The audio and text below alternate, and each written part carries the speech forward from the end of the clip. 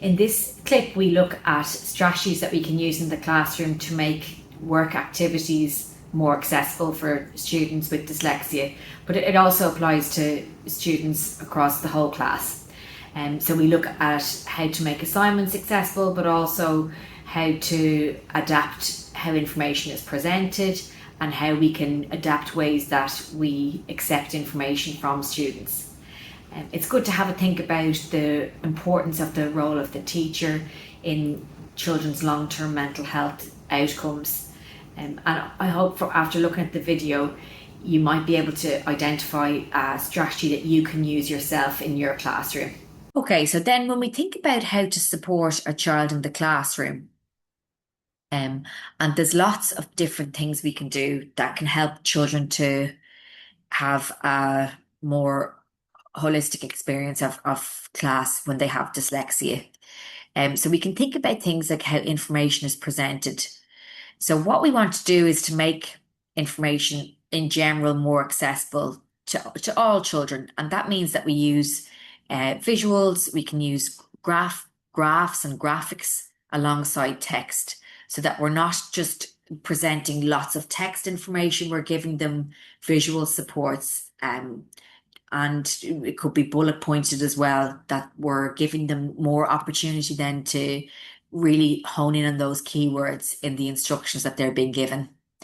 We can focus on other activities that support skills like sequencing, for example, working on days of the week, seasons, colours in the rainbow, those kind of activities. So we're building their overall sequencing skills, which we want to see then translate across to sequencing with letters in words. We also can work on skills related to working memory. Because with some children with dyslexia and with other difficulties, working memory can be impacted. So we can work on things like helping children to recall a string of instructions, a string of numbers, a list of items that go in the shopping basket, for example. So how can we incorporate working memory activities across the classroom so that we build in those skills across the day? And that can be beneficial to many students. We can use multisensory approaches in teaching, and I know that teachers are very experienced and good at doing this as part of their job. So we're looking at incorporating music and actions and visuals and different types of stimuli like paint and shaving foam, bubbles, whatever kind of multisensory materials we can draw in. It could be using sand, it could be tracing letters that are outlined in sand on cards that we can get as well to help that multisensory input so that the child gets lots of opportunities to experience the letter across different stimuli. And that can help to maintain motivation as well. Movement breaks as part of the classroom activity and schedule are really helpful. It helps to support regulation.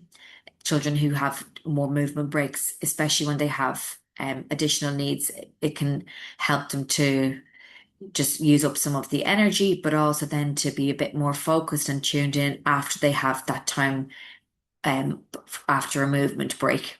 And it's good to get input from an occupational therapist about a specific child's need for movement and sensory regulation, because when we get those things right for that student, it can really help them in a very obvious way in how they can attend and focus then in activities that require more of their cognitive effort to complete. When we are setting assignments for students, it's good to think about what way we set assignments. Are we expecting children to produce written work, for example, or can we put them into a group with other children where each child is given a different role, where one child maybe has to generate ideas, the other person's going to write them down, maybe one person's going to come up with visuals to support those ideas, and maybe one child is going to present the ideas to the rest of the class. So grouping up students can help students build their confidence because they see that they have the capacity to add a lot of value in a particular role within that group, and that they can contribute and be valued for their contribution by the rest of their team. So other things to think about are how we expect children to explain their answers. So can they use a visual to do that? Can they use a voice note, for example, to support their answers? Can they be given the opportunity maybe to talk through some of their ideas rather than it only being submitted in writing? Maybe it can be done through a recorded PowerPoint presentation, for example. Um, and the more creative we can be with this, the better. And then sometimes it's good to give students the choice and opportunity of submitting work in different ways. When we are looking to support children completing exams, oftentimes we will need a letter from a psychologist to support exam accommodations being given to students. So maybe they're given 5% extra time to complete the exam. They could be given a reader or a scribe that will help them to produce that part of the component of the exam. So this person won't provide assistance. It will just be that they will be directed by the student about what they want them to write down. They may be given a quieter space. So again, there's different adaptations that can be made for students, and sometimes we will need though a letter to support those accommodations. And when we think about evaluating responses then, so when work has been submitted, can we remove the focus on specific skills that we know the child is struggling with and try and use it as an opportunity to build up their confidence? For example, you have such great ideas, and I can see that you're really working at problem solving through this task rather than focusing on the mistakes that have come through with the written work. So again, we're trying to reinforce other strengths that the child is demonstrating, like problem solving, creative thinking, being dynamic and resourceful in how they approach a problem.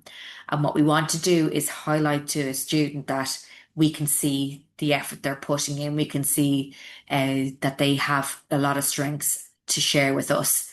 And in doing that, we can help to build up their positive sense of their own identity. And this is something that will stay with them as they move through school.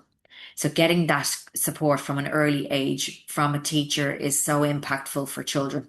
And I think we can all remember a teacher that had a lasting impact on us when we moved through school.